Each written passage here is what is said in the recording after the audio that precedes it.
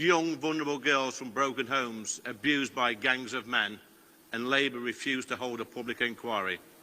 They should hang their heads in shame.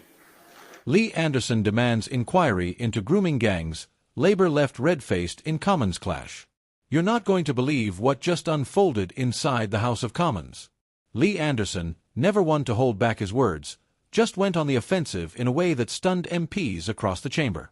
With his trademark bluntness, Anderson rose to his feet and demanded in no uncertain terms a full parliamentary inquiry into grooming gangs operating in the UK. And let me tell you, the reaction was explosive. Some on the Conservative benches erupted with applause, backing his call.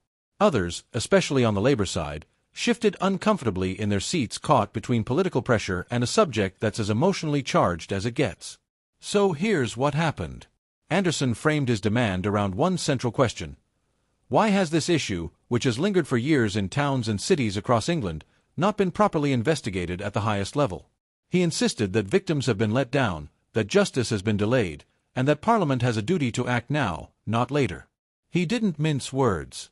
He claimed that political correctness, fear of community backlash, and years of denial had stopped authorities from acting decisively. And for Anderson, that's unacceptable. The chamber went silent at moments, because you could tell this wasn't just about a political point. It was about raw anger, the kind that cuts through scripted speeches and media spin. Labour, however, was not having it. Several MPs pushed back hard, accusing Anderson of playing politics with a deeply painful issue. One Labour MP reportedly muttered under their breath, "This isn't about justice, it's about headlines." Others claimed that the government already had mechanisms in place, pointing to independent reports and ongoing reviews. But here's the problem. Those explanations didn't land well with the public watching. Because outside Parliament, the feeling is very different. On social media, reactions poured in within minutes. One user wrote, "Finally, someone saying what we've all been thinking. Victims deserve better." Another was more cautious. "This is too important to become another political football. We need answers, not point scoring." The divide was clear: passion on one side, suspicion on the other. The subject of grooming gangs has been one of the most difficult and divisive topics in British politics over the past decade. Repeated inquiries have revealed catastrophic failures by local councils, police forces, and even social services. Communities felt betrayed, victims felt ignored, and trust in institutions collapsed. So when Anderson raised the issue in the Commons, he wasn't just reviving an old debate, he was hitting on a wound that still hasn't healed. And here's the kicker. Many people believe this wound will never heal until there's a clear, transparent, and fearless inquiry, one that doesn't sweep uncomfortable truths under the rug. Political insiders are already warning that this could become a flashpoint issue heading into the next general election. One senior Conservative aide told a journalist, "Anderson knows exactly what he's doing. He's speaking to communities that feel ignored by Labour for decades. This is going to resonate."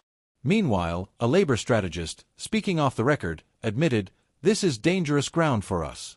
We want justice for victims, but if the narrative becomes that we're weak or evasive, we'll lose people who've stuck with us for generations." And that's the political earthquake here. This isn't just about grooming gangs. It's about trust. It's about who people believe will actually stand up for them when institutions fail. But let's not ignore the elephant in the room. Anderson has critics. Lots of them. Some argue that his style, fiery, uncompromising, often confrontational, risks inflaming tensions instead of healing them. Others worry that his focus could drag the conversation into dangerous territory if it's not handled responsibly. One commentator put it bluntly, "The truth matters. Justice matters. But if politicians use this issue as a cudgel instead of a cause, the victims lose again." That's the delicate line here, and Anderson is walking it with steel boots, not soft shoes. So, what happens next? The government now faces growing pressure to consider Anderson's demand. Will they announce an independent inquiry? Will Labour and the Conservatives unite on this, or will it become another bitter partisan fight? Because here's the reality: the public is watching. And they're tired of excuses. They've seen reports gather dust. They've seen politicians dodge questions. They want accountability. They want answers. And most of all, they want justice for the victims. Anderson has thrown down the gauntlet. Now the question is, Who's willing to pick it up? Let me leave you with this. If Parliament fails again to confront this issue head-on, the damage won't just be measured in lost votes or angry headlines. It'll be measured in trust that once broken may never come back.